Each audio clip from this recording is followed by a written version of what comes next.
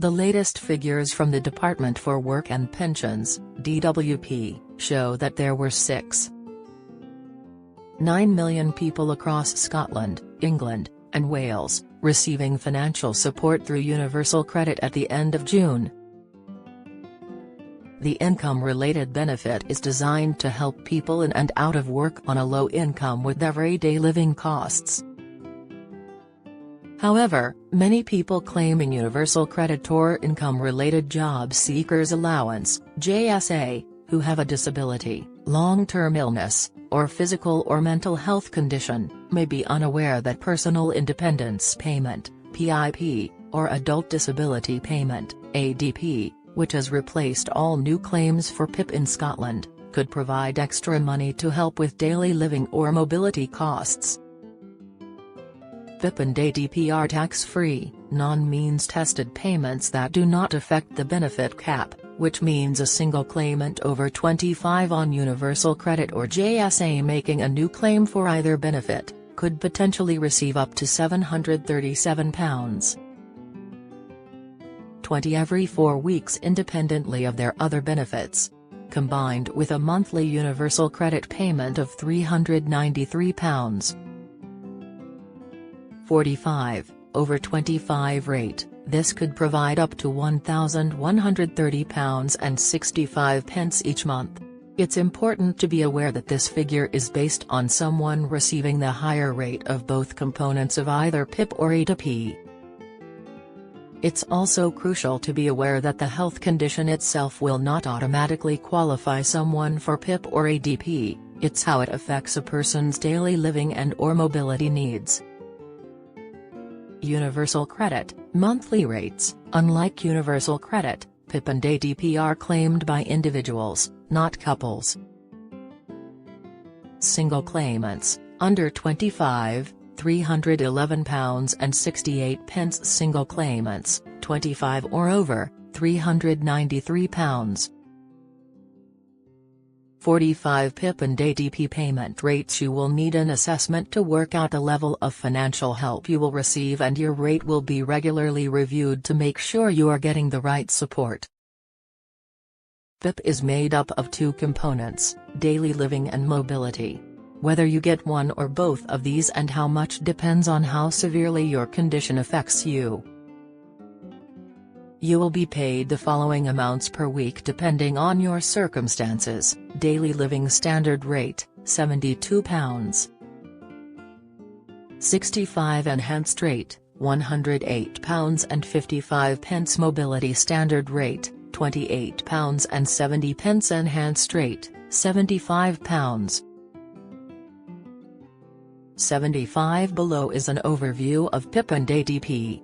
Even though new claims for PIP have been replaced in Scotland by ADP, it shares most of the same eligibility criteria.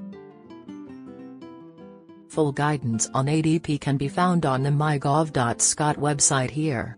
5 most claimed PIP health conditions. These are the 5 main disabling conditions recorded by the DWP at the end of April, 2024.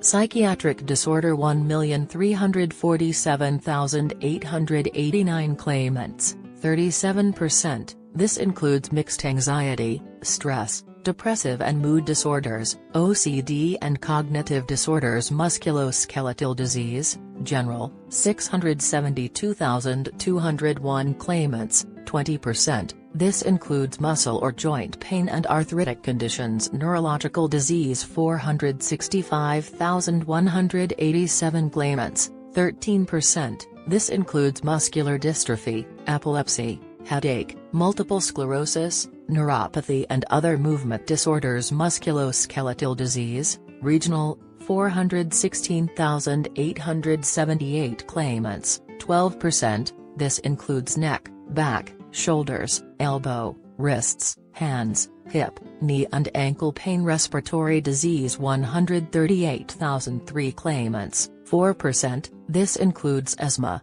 diseases of the upper respiratory tract, pulmonary fibrosis and cystic fibrosis. 1 in 3, 36%, of all claims with entitlement to PIP at the end of April are in receipt of the highest level of award. An award for PIP or ADP can also lead to additional support for housing costs, council tax, other benefits and reduced travel on public transport. Disabling conditions recorded by DWP. These are the main disability categories, the umbrella term by which more than 500 other conditions fall under. This list is only an overview of conditions, disorders and diseases and how the DWP lists the main disabilities being claimed for. Hematological disease, infectious disease, malignant disease, metabolic disease, psychiatric disorders, neurological disease, visual disease, hearing disorders, cardiovascular disease, gastrointestinal disease, diseases of the liver, gallbladder, biliary tract, skin disease, musculoskeletal disease, general, musculoskeletal disease, regional, autoimmune disease, connective tissue disorders, genitourinary disease, endocrine disease, respiratory disease, multi-system and extremes of age, diseases of the immune system, unknown or missing. Total number of PIP claimants, April 2024, 3,544,042 who might be eligible for PIP or ADP? To be eligible for PIP or ADP, you must have a health condition or disability where you have had difficulties with daily living or getting around, or both, for 3 months. Expect these difficulties to continue for at least 9 months. You usually need to have lived in the UK for at least 2 of the last 3 years and be in the country when you apply. In addition to what we have outlined above, if you get or need help with any of the following because of your condition, you should consider applying for PIP or ADP. Preparing, cooking or eating food, managing your medication, washing, bathing or using the toilet, dressing and undressing, engaging and communicating with other people, reading and understanding written information, making decisions about money, planning a journey or following a route, moving around. There are different rules. If you are terminally ill, you will find these on the Gov. UK website here. DWP or Social Security Scotland will assess how difficult you find daily living and mobility tasks.